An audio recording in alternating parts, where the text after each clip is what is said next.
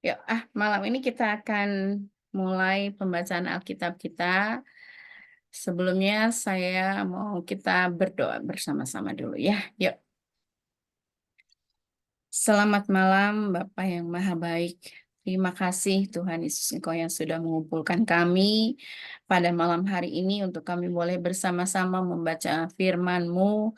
Biarlah kiranya Engkau sendiri juga yang membukakan, menyingkapkan bagi kami sehingga ada rema yang bisa kami dapati pada malam hari ini, dan kami juga berdoa itu boleh menjadi satu kehidupan dalam hidup kami. Kami boleh menjadi pelaku firman dari setiap firman yang kami baca di grup perempuan pembaca Alkitab ini. Tuhan, kami juga berdoa Engkau sendiri yang terus menyatakan anugerah-Mu kepada setiap kami.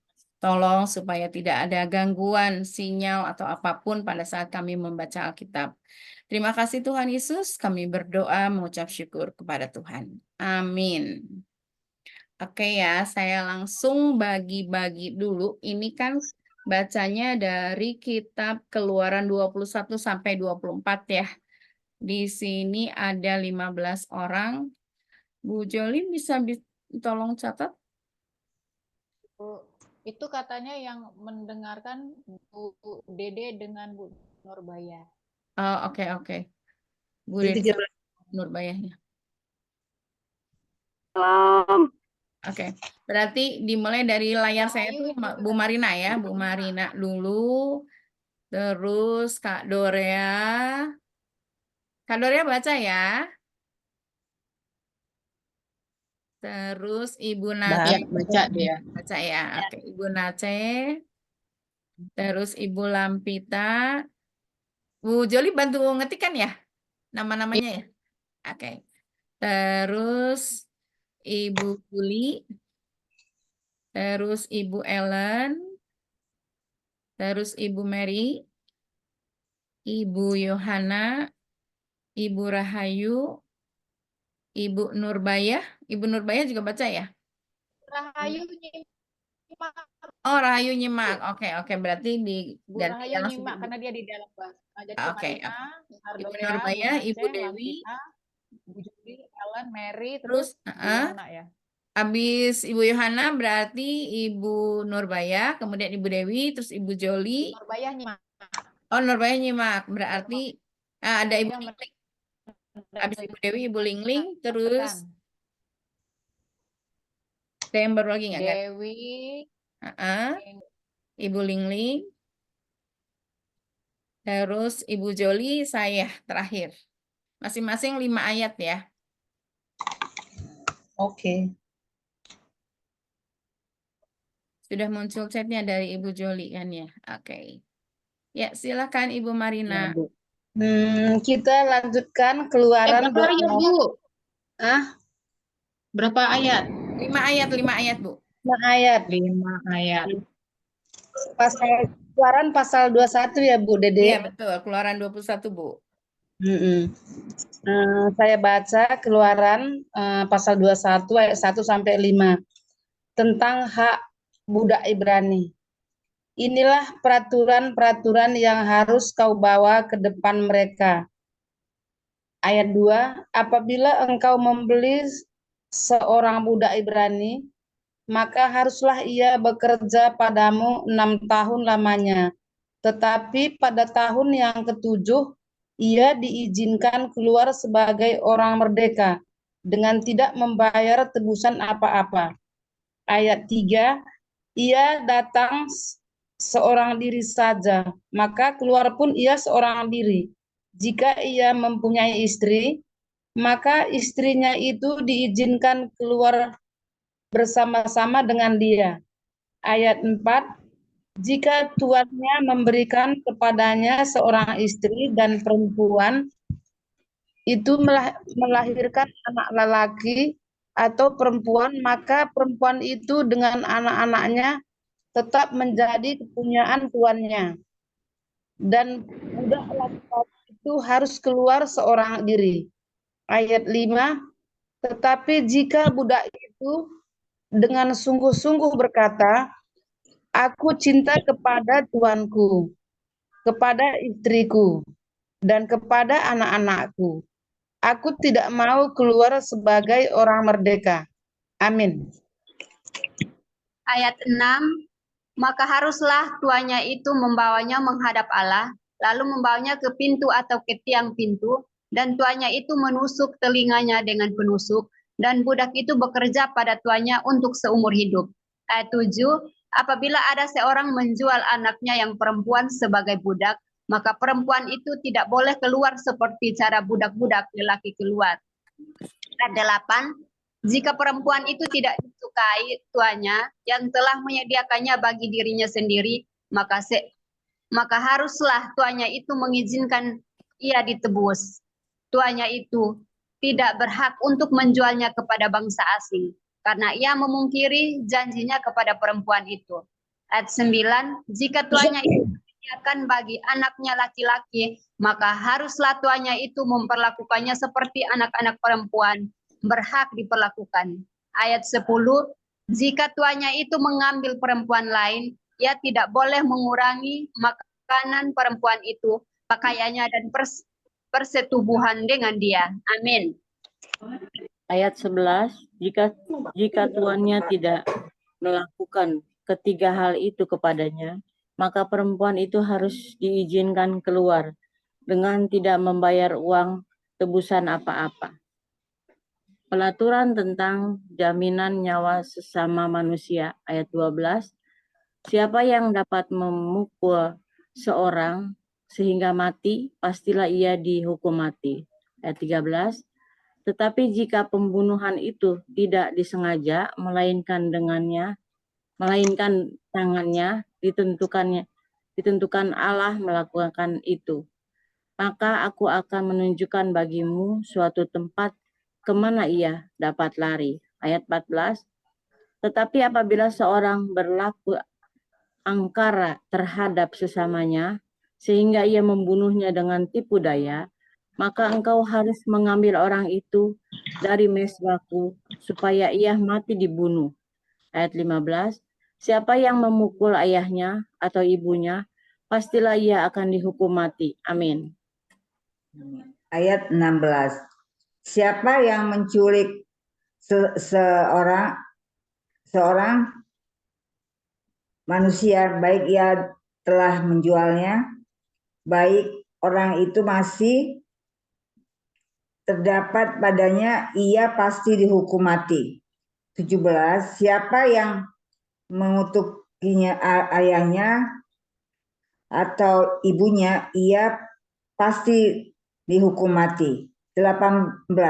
Apabila ada seorang bertengkar dan yang seorang memukuli yang lain dengan batu adas atau dengan tinjunya, sehingga yang lain itu memang tidak mati, tetapi terpaksa berbaring di tempat tidur. 19.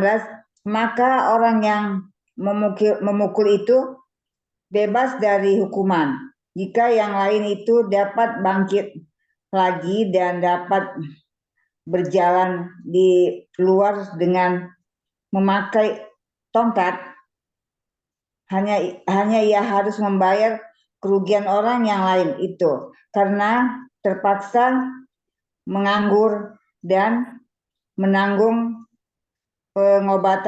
pengobatannya 1 sampai sembuh. 20. Apabila seseorang memukul budaknya laki-laki atau perempuan dengan tongkat sehingga mati karena pukulan itu, pastilah budak itu dibalaskan. Amin. Saya ya. 21 ya. 21. Hanya jika budak itu masih hidup sehari dua, maka janganlah dituntut belanya, sebab budak itu adalah miliknya sendiri. 22. Apabila ada orang berkelahi dan seorang dari mereka tertungguk kepada seorang perempuan yang sedang mengandung, sehingga keguguran kandungan, tetapi tidak mendapat kecelakaan yang membawa maut, maka pastilah ia didenda sebanyak yang dikenakan oleh suami perempuan itu kepadanya, dan ia harus membayarnya menurut putusan hakim. 23. Tetapi jika perempuan itu mendapat kecelakaan yang membawa maut, maka engkau harus memberikan nyawa ganti nyawa. 24. Mata ganti mata, gigi ganti gigi, tangan ganti tangan, kaki ganti kaki. 25. Lecur ganti lecur, luka ganti luka, bengkak ganti bengkak. Amin. Ayat 26, apabila seseorang memukul mata budaknya laki-laki atau mata budaknya perempuan dan merusakkannya, maka ia harus melepaskan budak itu sebagai orang merdeka pengganti kerusakan matanya itu.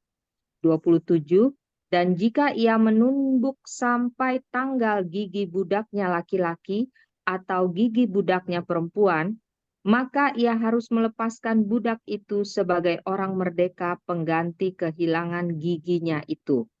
Ayat 28, apabila seekor lembu menanduk seorang laki-laki atau perempuan sehingga mati, maka pastilah lembu itu dilempari mati dengan batu dan dagingnya tidak boleh dimakan.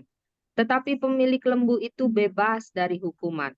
29, tetapi jika lembu itu sejak dahulu telah sering menanduk dan pemiliknya telah diperingatkan tetapi tidak mau menjaganya, kemudian lembu itu menanduk mati seorang laki-laki atau perempuan, maka lembu itu harus dilempari mati dengan batu, tetapi pemiliknya pun harus dihukum mati. Ayat 30, jika dibebankan kepadanya uang pendamaian, maka haruslah dibayarnya segala yang dibebankan kepadanya itu sebagai tebusan nyawanya. Amin.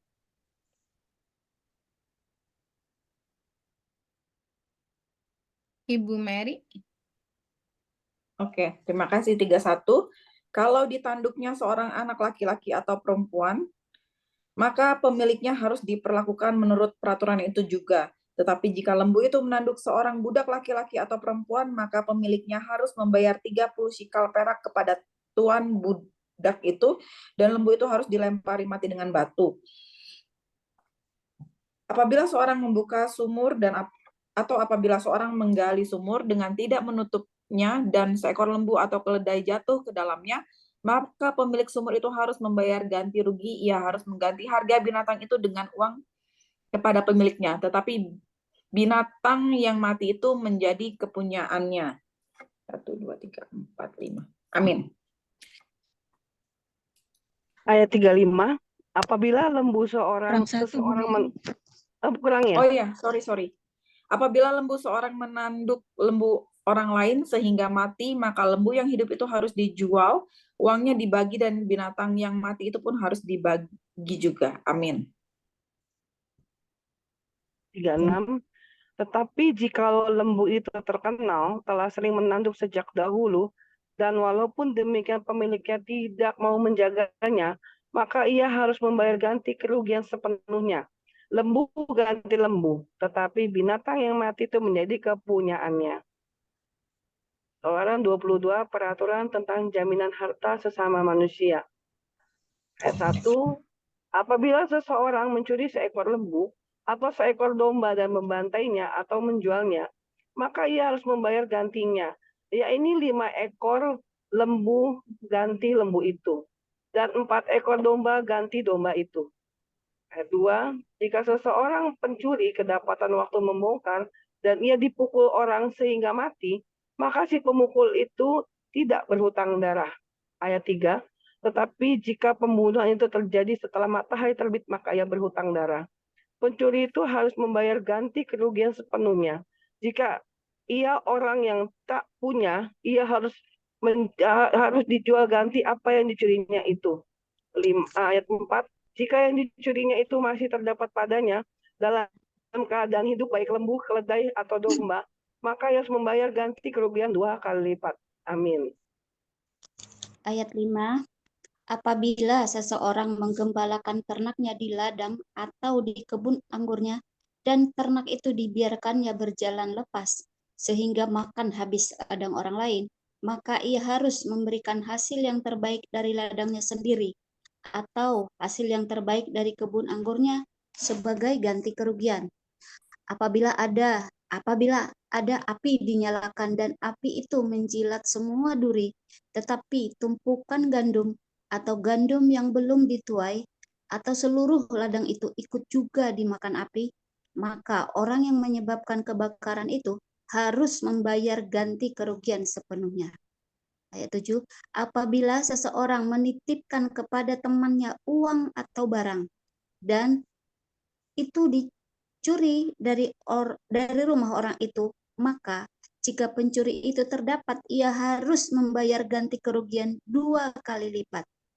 Jika pencuri itu tidak terdapat, maka tuan rumah harus pergi menghadap Allah untuk bersumpah bahwa ia tidak mengulurkan tangannya mengambil harta kepunyaan temannya.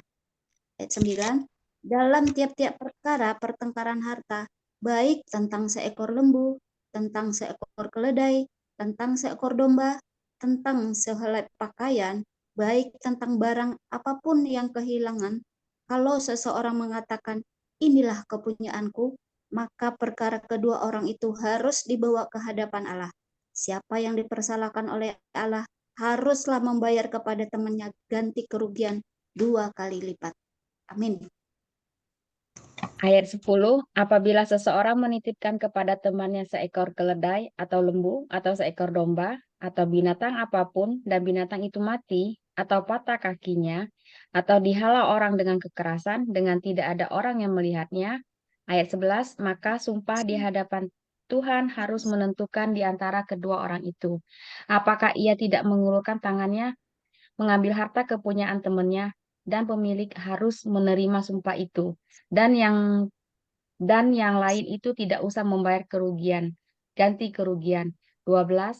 Tetapi jika binatang itu benar-benar dicuri orang daripadanya, maka ia harus membayar ganti kerugian kepada pemilik. 13. Jika binatang itu benar-benar diterkam oleh binatang buas, maka ia harus membawanya sebagai bukti. Tidak usah ia membayar ganti binatang yang diterkam itu.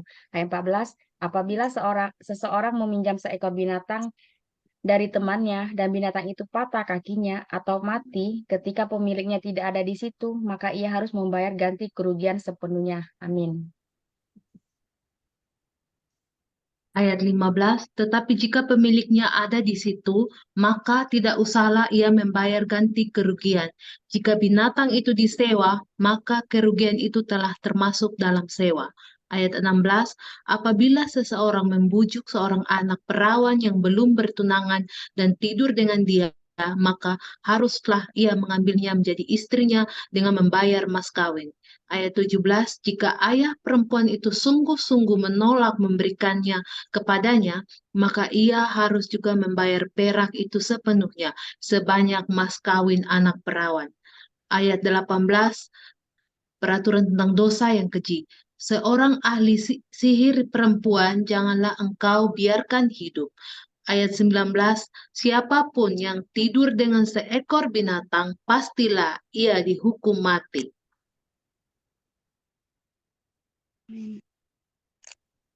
Ibu Rida.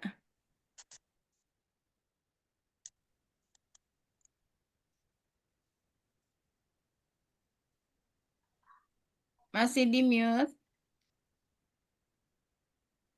Kirain sudah. Ini saya sampai ayat berapa saya, Bu? 5 ayat, Bu. Oh iya. Siapa yang mempersembahkan? Ayat 20 mulai kan ya? Ya. Oke. 20. Ya, Siapa betul. yang mempersembahkan korban kepada Allah kecuali kepada Tuhan sendiri, haruslah ia ditumpas. Peraturan tentang orang-orang yang tidak mampu.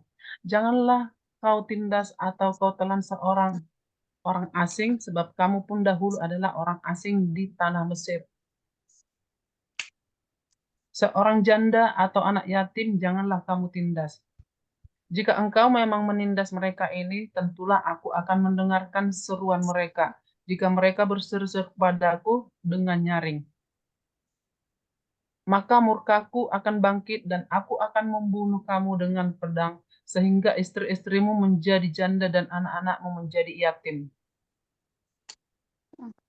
Jika engkau mau... udah ya? Belum.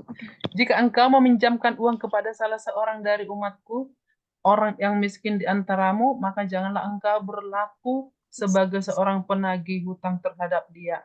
Janganlah kamu bebankan bunga uang kepadanya. Demikian firman Tuhan. Ayat 26, jika engkau sampai mengambil jubah temanmu sebagai gadai, maka haruslah engkau mengembalikannya kepadanya sebelum matahari terbenam. 27, sebab hanya itu saja penutup tubuhnya, itulah pemalut kulitnya. Pakai apakah ia pergi tidur? Maka apabila ia berseru-seru kepadaku, aku akan mendengarkannya, sebab aku ini pengasih. Berbagai-bagai peraturan. 28. Janganlah engkau mengutuki Allah, dan janganlah engkau menyumpahi seorang pemuka di tengah-tengah bangsamu. 29. Janganlah lalai mempersembahkan hasil gandummu dan hasil anggurmu. Yang sulung dari anak-anakmu lelaki haruslah kau persembahkan kepadaku. 30.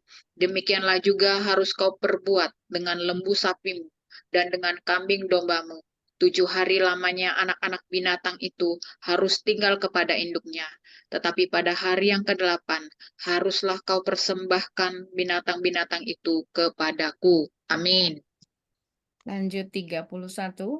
Haruslah kamu menjadi orang-orang kudus bagiku. Daging ternak yang diterkam di padang oleh binatang buas, janganlah kamu makan. Tetapi haruslah kamu lemparkan kepada anjing. Keluaran 23 ayat 1, peraturan tentang hak-hak manusia. Janganlah engkau menyebarkan kabar bohong. Janganlah engkau membantu orang yang bersalah dengan menjadi saksi yang tidak benar. Janganlah engkau berturut-turut kebanyakan orang melakukan kejahatan, dan dalam memberikan kesaksian mengenai sesuatu perkara, janganlah engkau turut-turut kebanyakan orang membelokkan hukum. Juga janganlah memihak kepada orang miskin dalam perkaranya. Ayat 4, apabila engkau melihat lembu musuhmu atau keledainya yang sesat, maka segeralah kau kembalikan binatang itu. Amin. Lanjut lagi. Saya lanjut ayat 5 sampai 9. Apabila engkau melihat rebah keledai musuhmu karena berat bebannya, maka janganlah engkau enggan menolongnya. Haruslah engkau rela menolong dia dengan membongkar muatan keledainya. Ayat 6, janganlah engkau memperkosa hak orang miskin di antaramu dalam perkaranya. Ayat 7, haruslah kau jauhkan dirimu dari perkara dusta. Orang yang tidak bersalah dan orang yang benar tidak boleh kau bunuh, sebab aku tidak akan membenarkan orang yang bersalah. Ayat 8, suap janganlah kau terima, sebab suap membuat buta mata orang-orang yang melihat dan memutarbalikkan perkara orang-orang yang benar.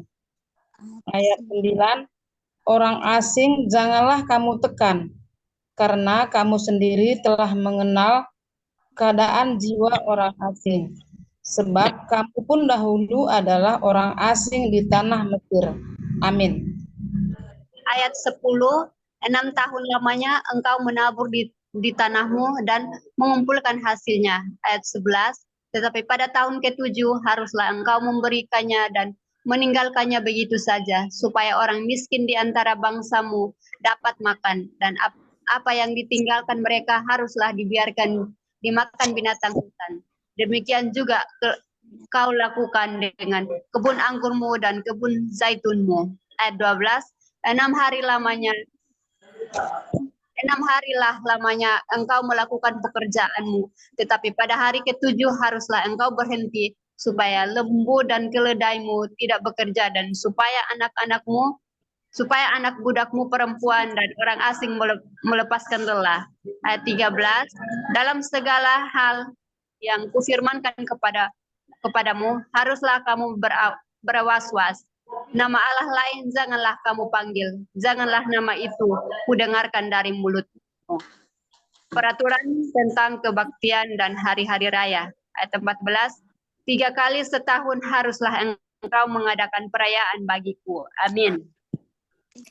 Ayat 15, hari raya roti tak beragi haruslah kau pelihara 7 hari lamanya. Engkau harus makan roti yang tidak beragi. seperti yang telah kuperintahkan kepadamu. Pada waktu yang ditetapkan dalam bulan Habib. Sebab dalam bulan itulah engkau keluar dari Mesir. Tetapi janganlah orang menghadap ke hadiratku dengan tangan hampa. Ayat 16.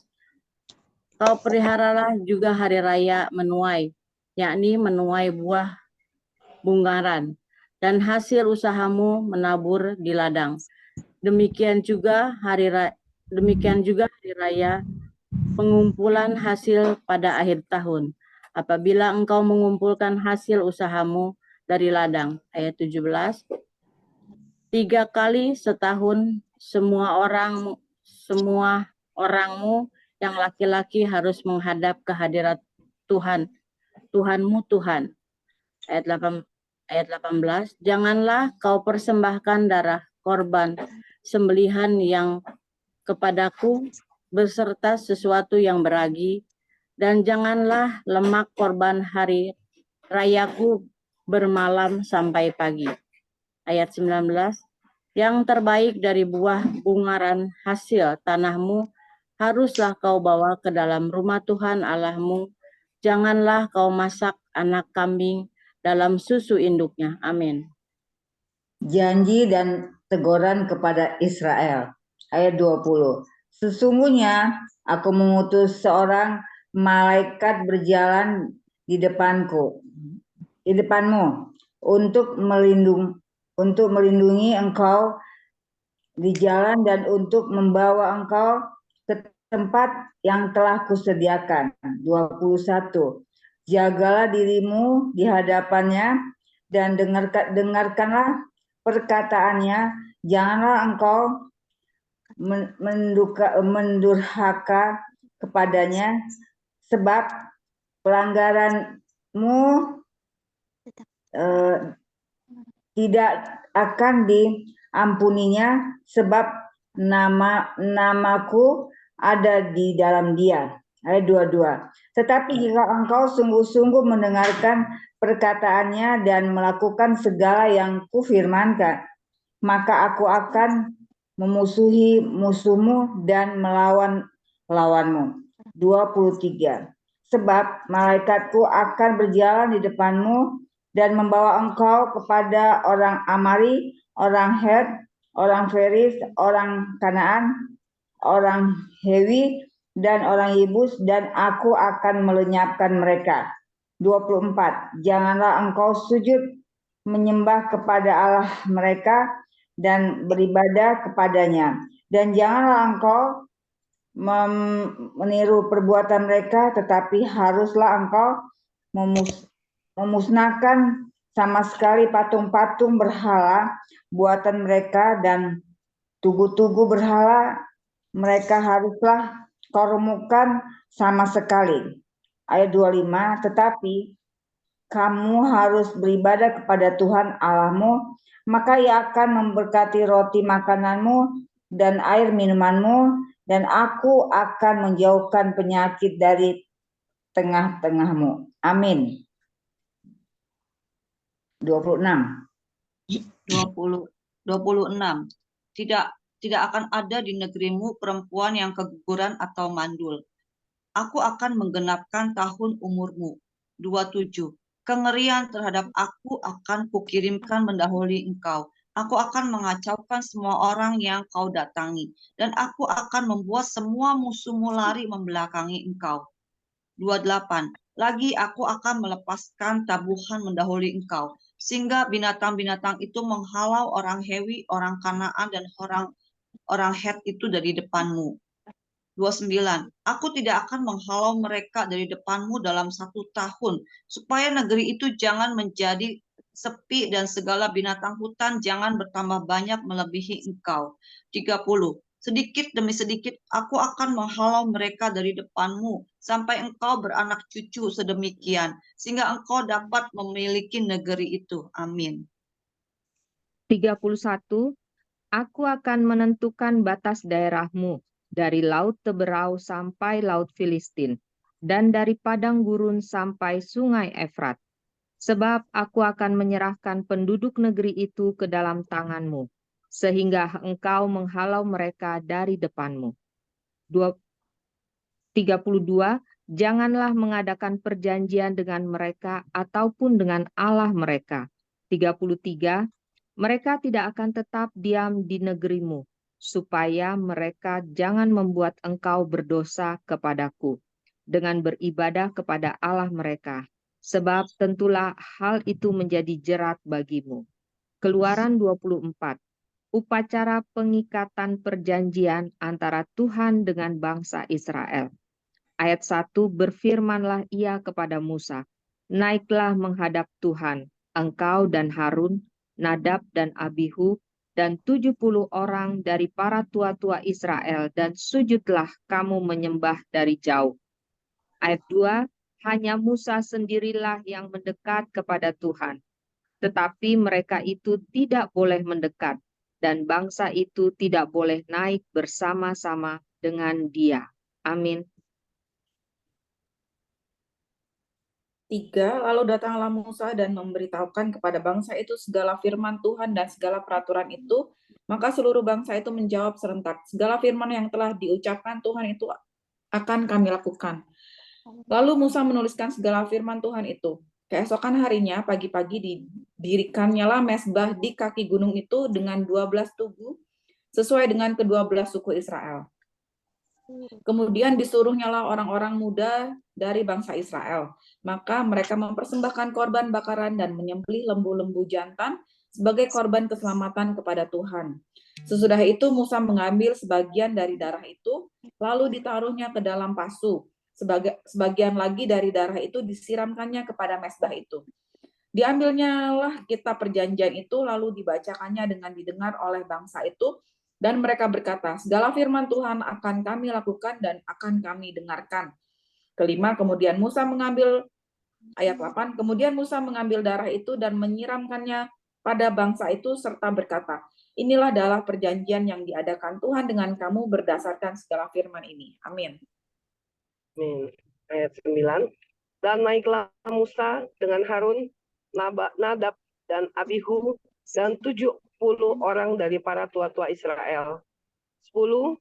Lalu mereka melihat Allah Israel, kakinya berjejak pada sesuatu yang buatannya seperti lantai dari batu nilam, dan yang terangnya seperti langit yang cerah. 11.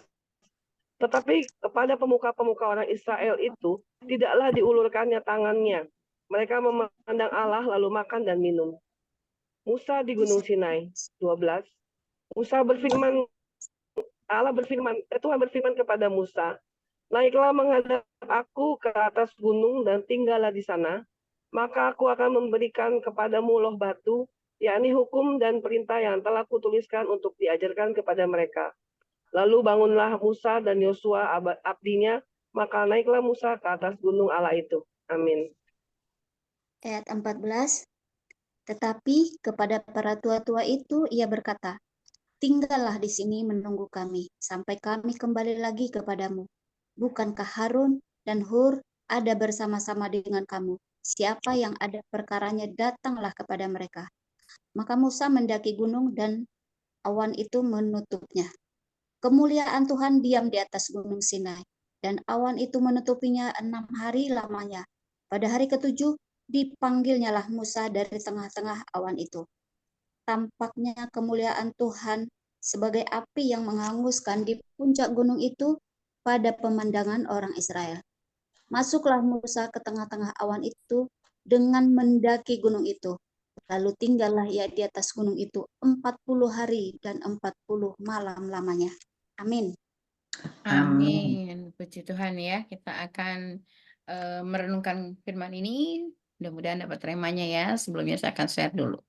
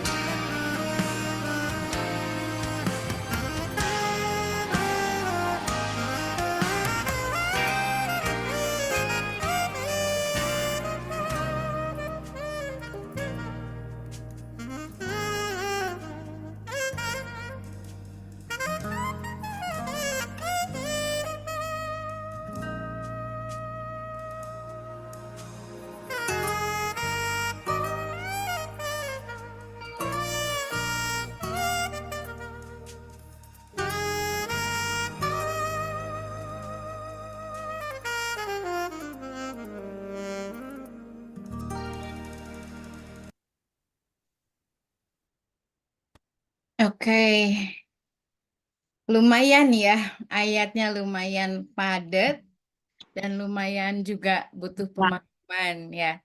Tapi saya percaya pasti ibu-ibu ada banyak yang diberkati Tuhan yang mau di-sharingkan di sini, silakan.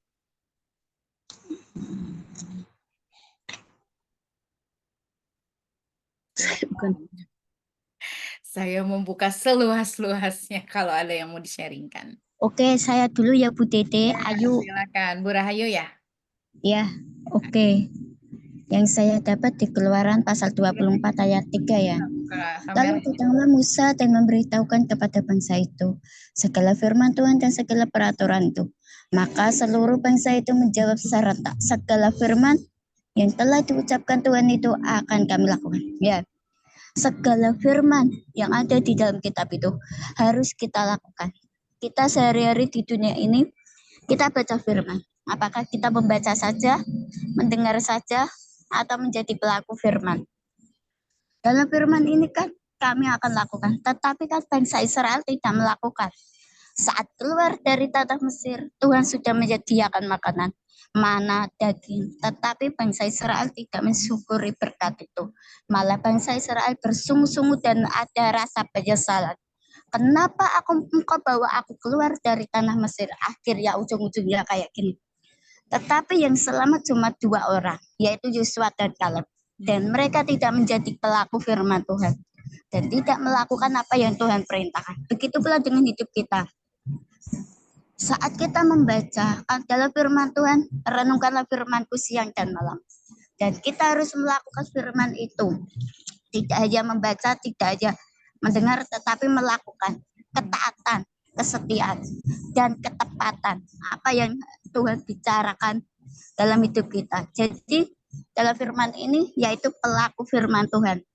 Apakah kita sudah menjadi pelaku firman Tuhan atau diam saja di tempat?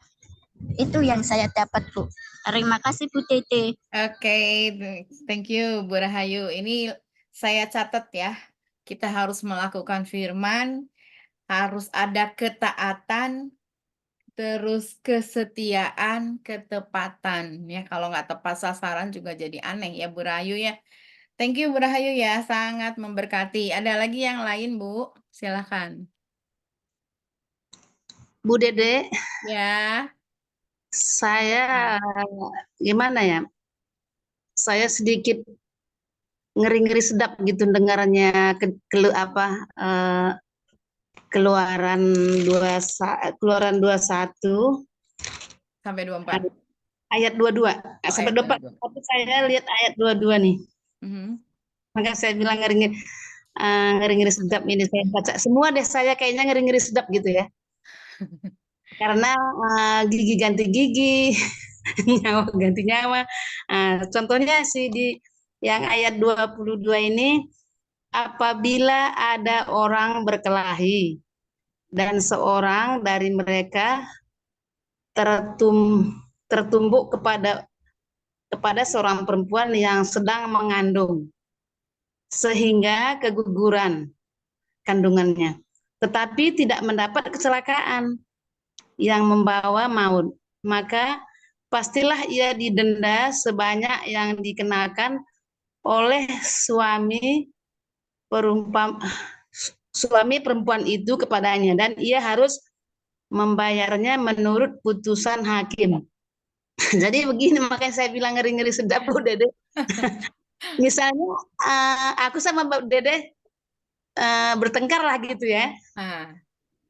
Terus di samping kita ada Bu Joli yang sedang mengandung gitu. Kesenggol dikit lah ya umpamanya, kan begitu contohnya ini ya. Iya. Kesenggol, ya karena kesenggol, tapi kita berdua karena begini boleh gue bilang ya Bu, yang lainnya kesenggol lah, Bu Joli kesenggol gitu umpamanya, kan begitu ceritanya ini ya. Iya. Terus karena kesenggol dikit dia sih nggak apa-apa, cuman setelah kesenggol itu keguguran ya, kan begitu ceritanya ya. Keguguran, jadi sayanya diberi hukuman atau membayar ya Bu. Iya. Makanya saya bilang hukum Taurat ini kan hukum Taurat ya Bu ya. Nah, hukum Taurat, makanya saya bilang terus saya baca lagi seterusnya tadi, mata ganti mata, gigi ganti gigi, nyawa ganti nyawa, tangan ganti tangan. Jadi saya kayaknya ngeri-ngeri sedap gitu mendengar membacanya tadi. Jadi gimana ya begitu. Semuanya ini tadi pun ya begitu, dan ia harus membayar menurut putusan hakim. Jadi gara-gara kita bertengkar berdua jadi kesenggol dikit, ya saya udah mempunyai utang gitu. Jadi menurut Bu Dede gimana kalau hukum Taurat ini? Satu sisi memang sih kalau zaman sekarang kan udah nggak begitu ya. Kalau zaman sekarang seperti ya pembunuhan lah, udah sengaja pun dibunuh, paling hukuman 10 tahun, 7 tahun, paling lama 15 tahun nih. Jadi menurut kita semua, menurut Bu Dede lah ya, hukum Taurat ini satu sisi sih kalau menurut zaman sekarang ada baiknya, tapi ngeri-ngeri juga gitu ya Bu Dede ya. Saya itu aja. Makanya aku bilang ngeri-ngeri sedap gitu. Tapi memang kalau kita diperhitungkan, kita pelajarin zaman sekarang kan ya sengaja pun ya jangan sempatlah kita seperti itu ya, sengaja pun ada pembunuhan, ya nggak ada hukuman mati gitu kan. Ini kayaknya Bu Joli nih, Bu Joli udah mau jawab nih. Sekarang kan hukum kasih ya. Iya. Jadi mana yang sebaiknya ini, hukum Taurat ini apa hukum yang zaman sekarang? Jadi hukum kasih atau Bu? Hukum kasih yang berlaku saat ini. Tapi di sini kalau kita lihat Bu Marina, di sini kan judul perikopnya ya, memang LAIS yang ngasih judul perikopnya, tapi di sini disebutin peraturan tentang jaminan nyawa sesama manusia. Jadi mungkin pada saat orang-orang Israel keluar dari Mesir, Allah itu benar-benar peduli sama orang-orang Israel pada saat itu. Jadi dengan kata lain, karena kan Allah menyebutkan bahwa orang-orang Israel itu adalah anak sulung. Jadi dengan kata lain, kalau misalnya anak sulung ya kita juga ke anak sendiri kan pasti mengasihi banget ya. Nah, Allah itu sangat mengasihi orang-orang Israel sehingga dia memberikan satu hukum supaya tidak ada satu orang pun di antara orang Israel ini yang akhirnya jadi harus tersakiti lah dengan kata lain. Meskipun sebenarnya kalau kita lihat proses perjalanan orang Israel yang keluar dari tanah Mesir yang tadi Bu Rahayu bilang bersungut-sungut lah, minta ini, minta itu dan sebagainya sampai akhirnya yang masuk itu hanya 2 orang. Itu pun setelah berbagai macam perjuangan ya. 2 orang ini setelah menghadapi 10 orang yang tidak percaya, 2 orang kekeh gitu kan, tetap kekeh. Nah, sampai akhirnya muncul peraturan tentang jaminan nyawa sesama manusia. Jadi pada dasarnya kalau misalnya kita perhatikan semua itu peraturan itu diperuntukkan memang tujuannya adalah untuk melindungi sebenarnya. Tujuannya adalah untuk melindungi supaya tidak ada istilahnya kekerasan. Karena kalau misalnya kita lihat rekam jejaknya orang-orang Israel pada saat perjalanan mereka keluar dari tanah Mesir, begitu kalau saya bilang sih begitu brutal ya. Yang udah tahu Musa itu baik banget menuntun gitu. Allah itu juga baik banget menuntun. Sampai akhirnya wah gitu ya. Nah, itu mungkin saya sih ngelihat kalau misalnya ini hukum itu ya untuk melindungi sih sebenarnya. Memang sih hukum ini akhirnya sempat dipakai ya, sempat dipakai oleh orang-orang Kedar yang ada di Mesir di tanah Arab itu kalau tidak salah. Jadi mata ganti mata, terus telinga ganti telinga, tangan ganti tangan. Jadi kalau misalnya tangan ya putusin tangannya gitu itu sempat dipakai. Saya sempat dengar itu. Cuma mungkin nggak tahu kalau sekarang apa masih bisa masih berlaku atau enggak. Cuma kalau misalnya sekarang sih memang di kita itu berlaku hukum kasih yang tadi Bu Yana ya betul ya. Sekarang Hukum kasih kita itu kan sudah memakai hukum kasih. Kalau kita nggak memakai hukum kasih, sekarang kan ya hukum kasih ya itu aja. Kalau ada pembunuhan, contohnya seperti Sambo kemarin lah ya. Ya paling hukumannya 10 tahun, 15 tahun gitu aja. Tapi kalau mungkin zaman masa hukum Taurat ini mungkin ya itu tadi gigi ganti gigi. Iya pasti. Iya. Ya udah segitu aja Bu. Mudah-mudahan jangan terjadi seperti yang di kejadian ini keluaran ini. Iya. Amin. Makasih Bu Hana.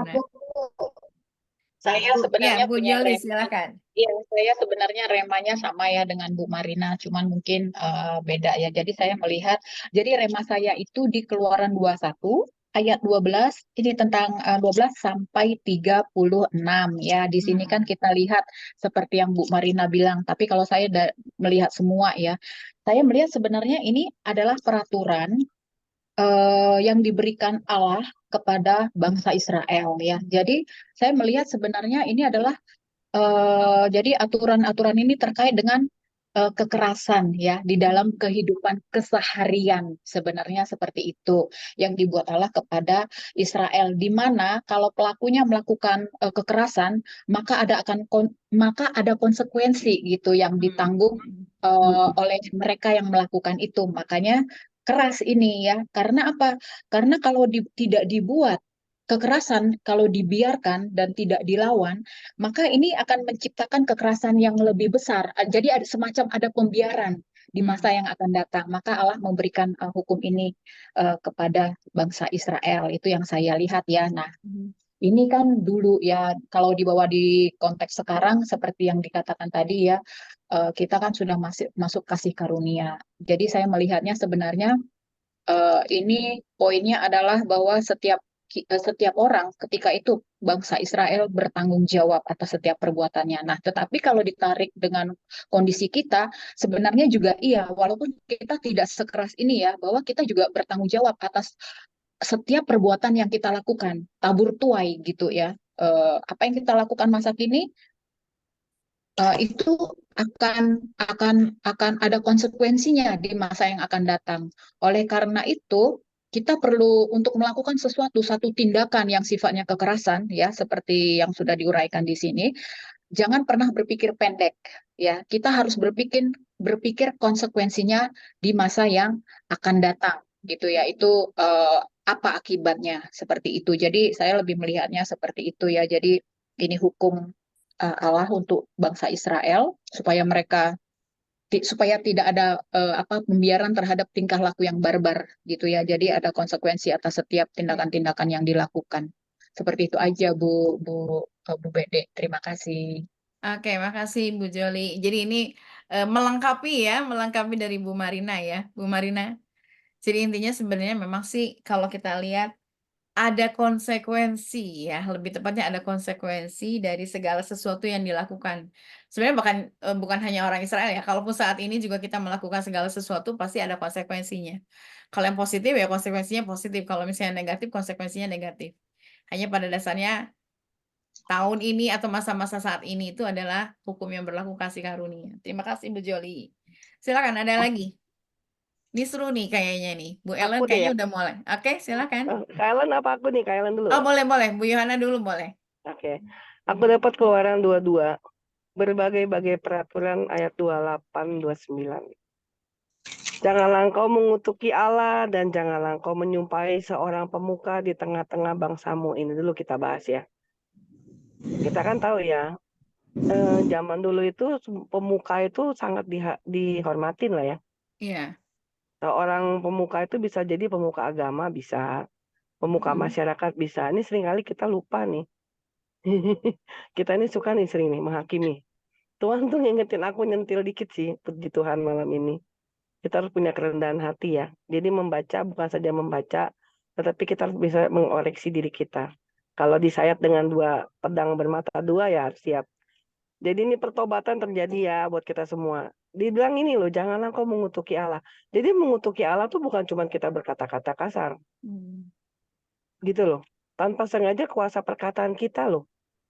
Contoh misalnya, kita nggak sengaja ngeluarin kata-kata, kok Tuhan gitu sih? Seolah-olah kita nggak percaya sama kuasanya dia ya. Yang kedua, ketika kita mengutuki atau menyumpahi seorang pemuka, contoh, biasalah kemarin kan politik sangat-sangat panas ya. Tanpa sengaja mulut kita bicarakan, wah paslon A, paslon B, paslon C gitu kan. Atau nih hamba-hamba Tuhan nih yang sedang lagi tren sekarang, benar nggak? Kita kemarin kan sempat ya, Bu Joli bahas tentang Gideon misalnya, ya kan? Padahal Tuhan sudah bilang, lu jangan menyumpahi seorang pemuka. Mungkin nggak maksud nyumpahin sih. Cuman mungkin kita tanpa sadar ikut arus. Baca berita, terus kita ikut terbawa. Ya kan? Nah, yang dimaksud menyumpahi bukan dengan perkataan, tapi dalam hati kita. Ketika kita sudah timbul sesuatu hal yang buruk itu pun sudah seperti itu. Kan Tuhan bilang juga dalam perintah Allah kan jangan membunuh. Bukan berarti kita ambil pisau kita bunuh. Tapi ingat membunuh itu adalah satu roh. Artinya membenci itu sama juga kita membunuh. Nah itu. Terus satu hal. Jangan sampai kita membuat orang lain gini. Seperti gini ya. Kita menyumpahi orang tuh dengan gini. Dikasih ilustrasi Tuhan. Kita mengkamiri rohnya. Pasti kita nggak tahu masalahnya. Kita bilang, iya tuh, dia tuh begitu, tahu nggak? Dia tuh begini, dia tuh begitu gitu loh. Nah, kita sudah mencederai rohnya. Seringkali kita lupa akan hal ini loh Bu Dede. Pencederaan roh itu sangat membahayakan. Gitu loh. Kita tidak mengerti apa yang terjadi, tapi kita mencederai roh orang lain gitu loh. Dengan pola pikirnya kita sendiri itu sama juga sih. Sudah menyumpahi gitu loh. Karena itu nih tuh firman Tuhan ingatkan kita ini untuk di akhir zaman, untuk saat ini adalah kasih karunia benar, dan cobalah kita mulai belajar untuk menjaga hati, menjaga perkataan dan pikiran. Karena ini di Keluaran ini semua menyangkut hukum dan hukum gitu. Iya kan? Nah, sama janganlah lalai mempersembahkan hasil gandummu dan hasil anggurmu. Nah, ini kan kita kembali lagi mengenai satu aturan gereja, persembahan sulung. Ya. Nah, kalau menurut aku ini sesuai dengan masing-masing punya iman gitu loh. Jadi bukan menjadi satu keharusan dan satu apa, tapi waktu dulu aku mempersembahkan anak sulung aku untuk Tuhan. Aku bilang, Tuhan ini anak sulungku sebagai alfa, anak bungsuku sebagai omega. Jadi kita harus belajar menyerahkan hidup anak-anak kita ke dalam tangan Tuhan. Aku ngambilnya seperti itu ya. Jadi harus kau persembahkan artinya kita harus mempunyai iman membawa anak-anak kita semua, bukan cuma yang sulung, tapi semuanya untuk mereka kembali kepada iman dan percaya sama Tuhan gitu loh. Jadi malam ini aku bersyukur lah ya. Aku nggak mau lihat kiri kanan, aku fokus pada diri aku bahwa oh iya aku harus jaga mulut dan perkataan aku. Even kita melihat seorang hamba Tuhan yang salah pun, kalaupun kita bisa menegur secara kasih ya tegur, bagaimana dengan respon kita terhadap Tuhan aja. Dan bagaimana respon si hamba Tuhan terhadap kembali kepada Tuhan itu. Kalau kita sampaikan diterima, maka upahnya akan dia terima. Kembali lagi seperti itu. Jadi hukum yang terutama tetap kembali kepada kasih gitu Bu Dede. Makasih. Oke, thank you Bu Yo. Jadi ini saya pernah dengar juga sih satu orang yang ngomong, kita itu bukan untuk menjadi hakim, kita ditetapkan Tuhan untuk menjadi saksi. Jadi kita jangan pernah menghakimi ya, karena penghakiman itu adalah hakku, kata Tuhan. Betul sekali ya, kita jangan pernah menghakimi dengan, meskipun belum keucap gitu, tapi udah ada di pikiran, itu sama dengan berbuat salah ya Bu Yo ya. Jadi luar biasa diingatkan terus ya tentang firman Tuhan ya, jangan engkau mengutuki, ya benar. Mengutuki bukan berarti kita langsung mengutuki Allah gitu kan. Betul, terima kasih Bu Yo ya. Ada lagi ini Bu Juli nih udah buka mikrofon nih. Bu Juli silakan. Kalau saya dapatnya di sini di Keluaran 23 ayat 25. Tetapi kamu harus beribadah kepada Tuhan Allahmu, maka Ia akan memberkati roti makananmu dan air minumanmu, dan aku akan menjauhkan penyakit dari tengah-tengahmu. Nah, ini tuh artinya apa sih? Artinya tuh kebutuhan jasmani kita tuh Tuhan tuh tahu gitu, dan Tuhan tuh sediakan gitu apa yang kita perlukan. Jadi Tuhan itu tidak hanya mementingkan hal-hal yang roh aja gitu. Hal-hal yang roh itu memang perlu gitu. Tapi Tuhan juga tahu selama kita hidup di dunia ini kan kita perlu hal-hal yang jasmani juga gitu. Karena kan tubuh kita tuh manusia itu kan terdiri dari roh, jiwa, dan tubuh gitu kan. Dan itu tuh harus tercukupi gitu kan. Tapi gimana? Tapi kita harus beribadah kepada Tuhan dengan sungguh-sungguh. Maka hal itu akan Tuhan curahkan bagi kita gitu. Jadi Tuhan tuh enggak, misalnya, untuk hal-hal yang rohani cuma hanya di gereja aja gitu. Tapi tidak seperti itu gitu kan. Tapi Tuhan juga berikan hal-hal yang jasmani gitu. Dan Tuhan tuh sangat tahu gitu porsi untuk masing-masing kita gitu. Karena saya tuh mendapat suatu pengertian tuh gini, Tuhan tuh sangat mengasihi jiwa kita ini loh, jiwa kita. Jangan sampai kita tuh jadi jiwa yang terhilang gitu kan. Karena kita mendapatkan berkat jasmani yang berlimpah, harta yang berlimpah, akhirnya kita lupa Tuhan, akhirnya gaya hidup kita gaya hidup duniawi gitu, tidak berjalan di dalam kekudusan, kita terseret oleh arus dunia gitu, yang akhirnya hidup kita binasa gitu. Nah Tuhan tuh tidak mau seperti itu gitu, tapi Tuhan tuh mau kalau kita diberkati, kita tetap harus sungguh-sungguh sama Tuhan juga gitu kan, karena juga ada firman yang berkata kan, jika hartamu bertambah, janganlah hatimu melekat kepadanya gitu. Jadi intinya itu kita hidup di dunia ini diberkati sama Tuhan untuk hal-hal yang jasmani, asalkan kita hidupnya juga sungguh-sungguh, itu Tuhan pasti berikan untuk kita gitu. Itu aja, terima kasih. Oke, makasih Bu Juli ya. Di mana hartamu berada, di situ hatimu berada ya. Oke, kita mau supaya kita tahu ya bahwa Tuhan itu tetap memeliharakan hidup kita. Thank you Bu Juli ya. Silakan, ada lagi yang lain. Ini luar biasa nih firman Tuhan malam ini ya. Sangat luar biasa. Saya lihat dulu siapa yang buka mikrofon. Ibu Dewi mau bagi Bu Dewi?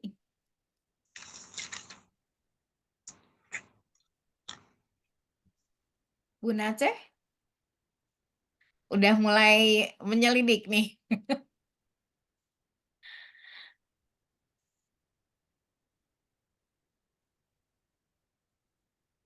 Belum. Oke, saya mau bagi sedikit ya. Ini tentang Keluaran 23.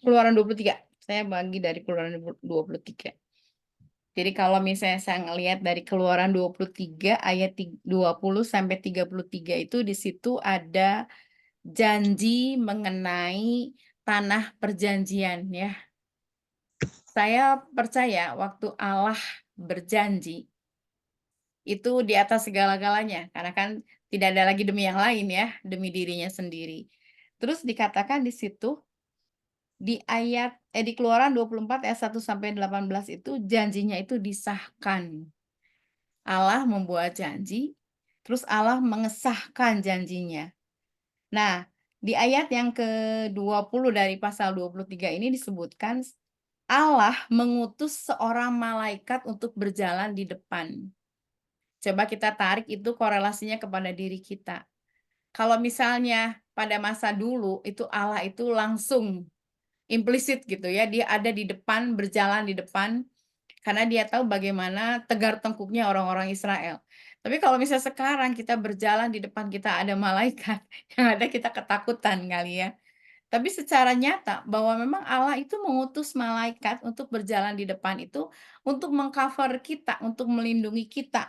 Supaya akhirnya kita bisa selamat melakukan segala sesuatu yang ditugaskan Allah bagi kita. Karena kan memang tujuannya Allah menciptakan manusia itu adalah untuk menyelesaikan pekerjaannya yang memang harus diselesaikan oleh manusia. Tapi di sini ada syarat yang harus kita kerjakan. Syaratnya adalah kita harus mendengarkan perkataannya dan juga tidak mendurhaka. Ya, kalau yang sudah ikut SPS pasti tahu ya, apa yang disebut dengan murka Allah gitu kan. Tapi di sini disebutkan bahwa semua fasilitas yang tadi Bu Juli bilang, Allah itu memberkati bukan hanya secara rohani saja, betul. Allah itu memberkati, bahkan jasmani juga Allah berkati. Itu semuanya diperuntukkan bagi kita supaya kita bisa segera menyelesaikan apa yang ditugaskan Allah. Tapi syaratnya satu, dengarkan perkataannya. Tadi yang Bu Yohana juga bilang, saya jadi rangkum semuanya nih, ya. Yang Bu Yohana juga bilang bahwa sebenarnya memang ada aja sedikit di otak kita yang error gitu ya, itu tuh sebenarnya kedetek. Kenapa bisa kedetek? Ya karena ada malaikat di depan kita yang memang mengcover kita apa adanya. Sehingga segala sesuatu itu bisa kelihatan nih, gitu kan ya. Jadi ya benar, hidup kita seperti yang tadi dari Ibu Marina, Ibu Joli, hidup kita tuh dari Ibu Ayu juga memang tidak boleh ada dalam zona nyaman yang harus ya seenaknya dewe gitu ya, kalau orang Jawa bilang semaunya sendiri. Ya kita harus hidup sesuai dengan arahan yang Tuhan mau.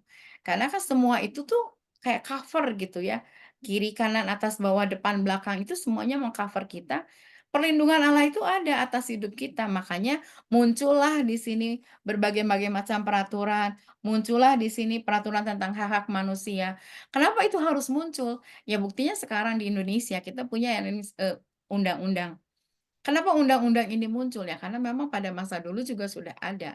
Hanya bentuknya lebih umum. Sekarang lebih spesifik lagi. Saya bukan orang hukumnya, jadi saya nggak terlalu tahu banyak. Tapi dengan kata lain, kalau misalnya kita perhatikan di sini, semuanya tujuannya adalah untuk kita gitu. Bahkan di sini undang-undang yang berlaku juga tentang kebaktian, ada kebaktian hari raya, kemudian tentang apa lagi? Janji dan teguran kepada orang-orang Israel.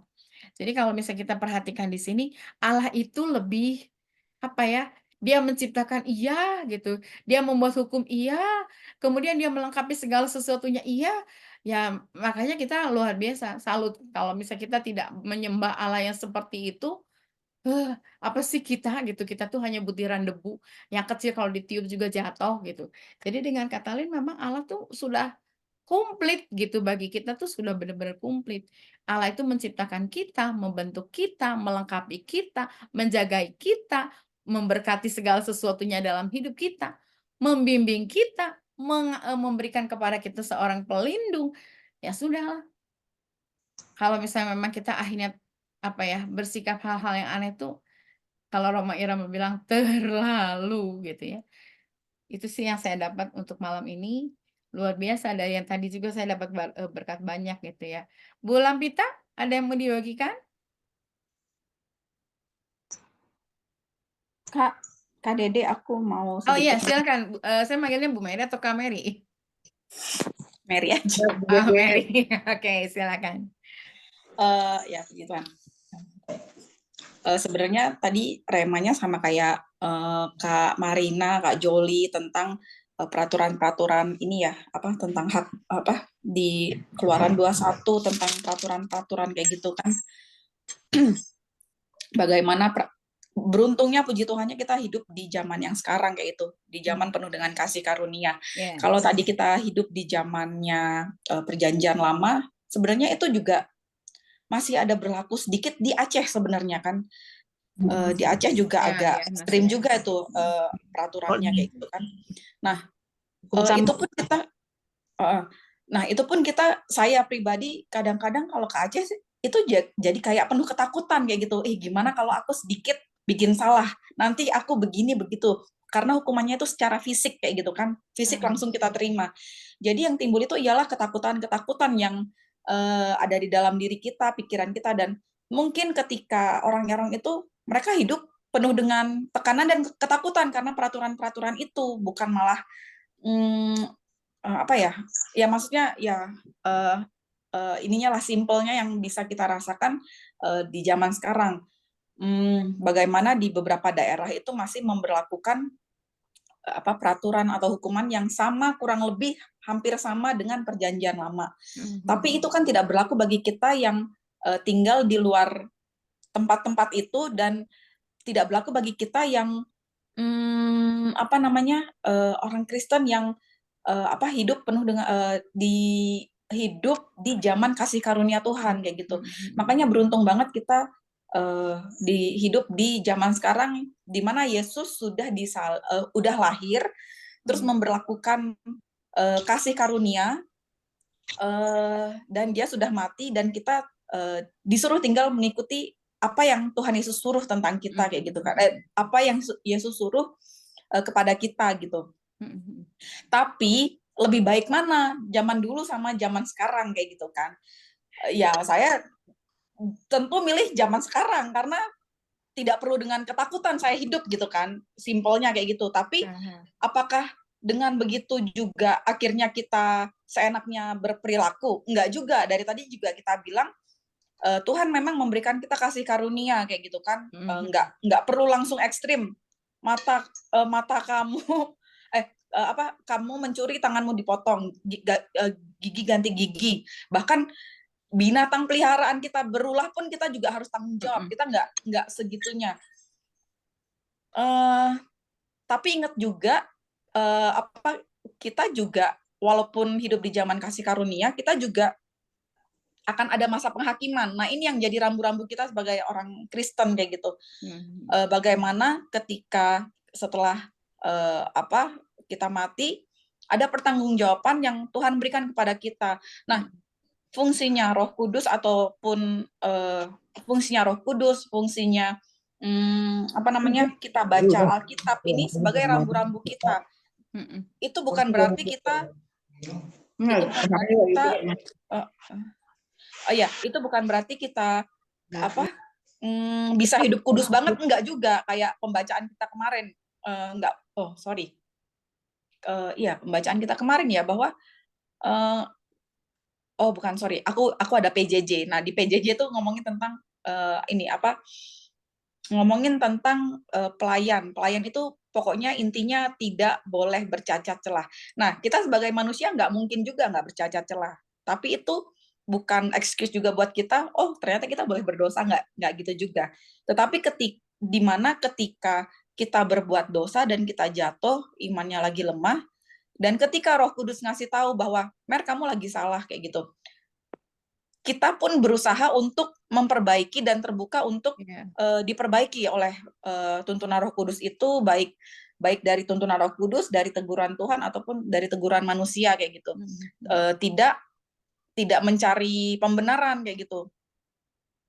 Dia kan juga kayak gitu, kenapa aku nggak boleh? Nah, nggak kayak gitu juga. Cuman itulah ininya kita gitu, poin plusnya kita ketika kita ada Roh Kudus ataupun ada Tuhan yang menuntun kita. Ketika kita berbuat salah, kita nggak langsung mata ganti mata atau tangan ganti tangan kayak gitu. Tetapi kasih karunia Tuhan itu yang membuat kita tidak tertekan ketika hidup gitu, daripada zaman perjanjian lama kayak gitu. Itu aja. Kak. Ya, Terima kasih oke. banyak. Ya, thank you, thank you. Ini kata kunci satu lagi ya, rambu-rambu ya, benar. Kalau kita nggak punya rambu-rambu dari firman Tuhan, udah kebablasan ya, Bu Mary ya. Kalau memang kita misalnya lihat dalam kondisi yang sekarang, konteks yang sekarang, ya puji Tuhannya Allah sudah menebus kita dan Allah sudah memberikan kepada kita Roh Kudus. Sehingga kita bisa, ya kalau disebut bisa mempertanggungjawabkan ya, meskipun memang kalau disebut bisa nggak kita hidup suci? Ya, adalah kadang-kadang kita buat salah ya. Sebaik-baiknya ya pasti ada Karena kesalahan. ini Kak, kalau kita hidup suci, kalau kita bisa hidup suci, buat apa Yesus datang ke sini, Iya. ya kan? Itu karena kita nggak bisa dan kita nggak mampu. Iya betul ya. Oke. Thank you Mary. Ada lagi? Ini pasti seru nih kalau bisa kita iniin. Ada lagi dari siapa lagi nih? Silakan.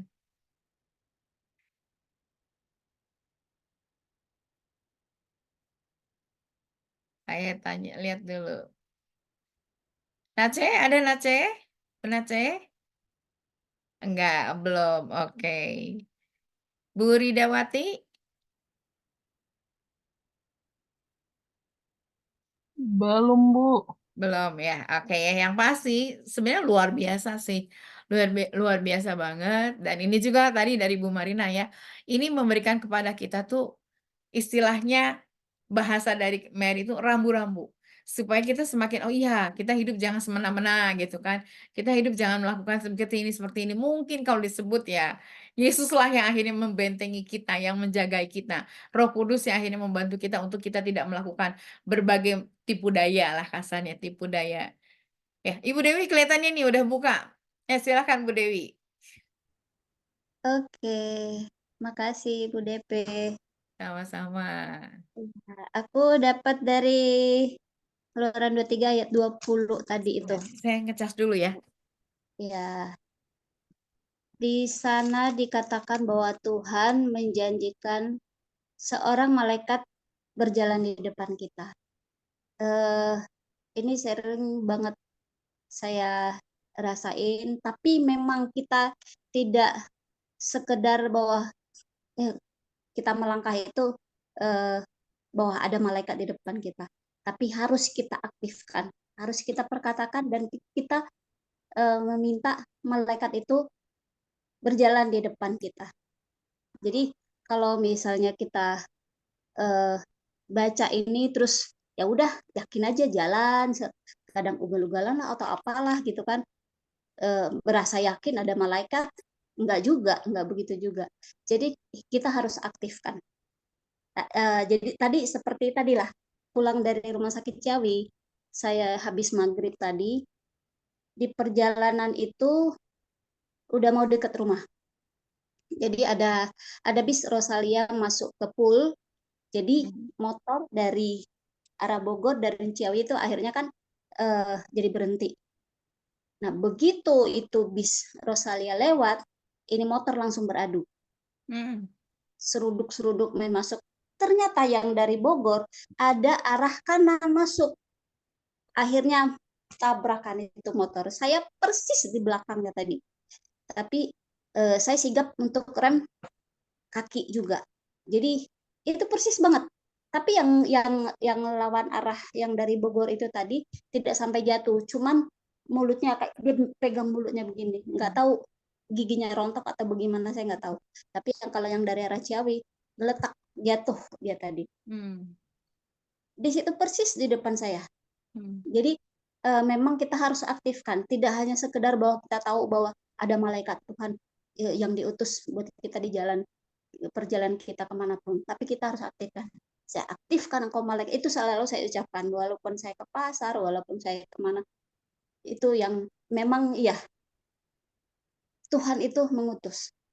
Tapi kita juga harus perkatakan, saya aktifkan malaikat Tuhan, malaikat yang diutus Tuhan untuk menolong saya, berjalan di depan saya, menghalau kemacetan, kecelakaan, bahkan maut sekalipun. Itu pasti kita rasain. Saya udah merasakan itu. Sering banget, apalagi saya baru bisa naik motor itu belum lama, jadi nggak begitu fasih dan kadang-kadang kalau ada tiba-tiba nyalip itu masih gemetaran gitu.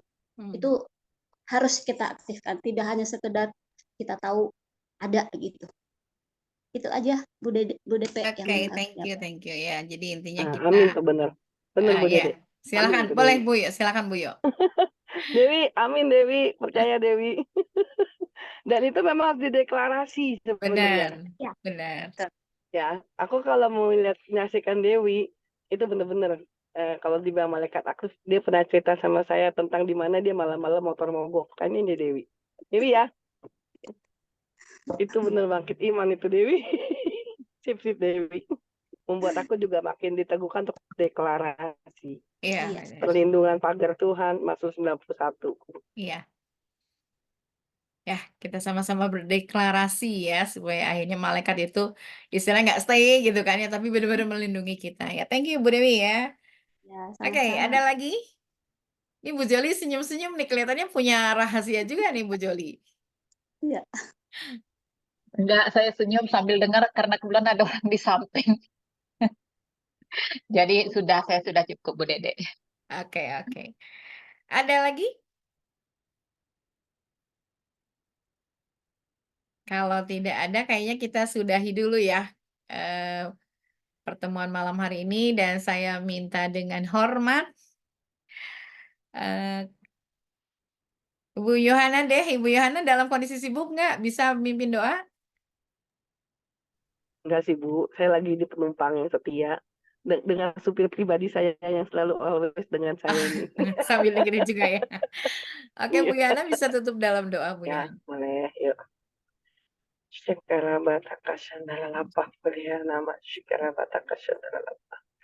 Terima kasih ya Tuhan Yesus, kami mengucap syukur malam ini untuk segala kasih, perkenanan, dan anugerah Tuhan yang berlimpah-limpah yang Kau turunkan kepada kami malam ini.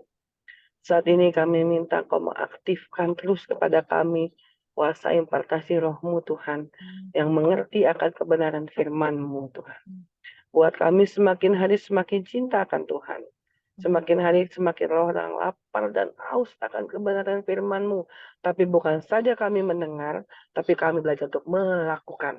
Karena berbahagialah orang yang tidak melihat namun percaya. Lebih berbahagia lagi ketika kita menjadi orang yang melakukan kebenaran firman-Mu Tuhan. Kami percaya saat ini Tuhan, kami berkati ibu-ibu yang ada, yang sedang Tuhan mengalami problem, masalah. Tuhan jawaban atas segala sesuatu. Yang sakit Tuhan sembuhkan, yang sedang berbeban berat Engkau beri kelegaan. Kami percaya saat ini Tuhan, semua kami yang hadir di sini sangat-sangat Tuhan diberkati oleh komunitas ini, supaya komunitas ini makin Kau kembangkan kapasitas kami. Bukan cuma kami belajar, tapi kami juga mau mengimpartasikan kepada banyak wanita di luar sana Tuhan. Dan kami percaya Tuhan, malam ini yang hadir adalah Engkau yang memilih, Engkau yang panggil, dan Engkau yang membuat kami Tuhan untuk unity senantiasa. Pererat tali kasih kami Bapa dalam roh, sehingga kami saling peka satu dengan yang lain, saling mengcover, saling menolong, dan saling menopang di dalam doa. Terima kasih ya Bapa. Berkati Bu Dede saat ini Bapa, kami percaya Tuhan. Apa yang menjadi kerinduan hatinya, Engkau akan memberikannya Tuhan. Dan juga buat kami semua yang ada saat ini Tuhan, kami percaya Tuhan. Perlindungan-Mu sempurna buat kami. Tidak pernah kekurangan kasih setia Tuhan buat kami. Karena kasih-Nya selalu baru dan selalu setiap hari. Terima kasih ya Bapak, terima kasih Tuhan Yesus.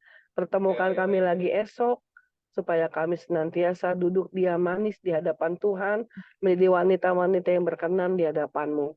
Terpujilah Tuhan, dulu sekarang kasih tidak berubah sampai selama-lamanya. Haleluya. Amin. Amin. Oke, terima kasih Bu Yohana. Selamat malam Sama-sama. semuanya. Terima kasih semuanya. terima kasih Bu Dede, terima kasih Ibu semuanya, Recording berkati. off. Berkati. Saudara yang cantik.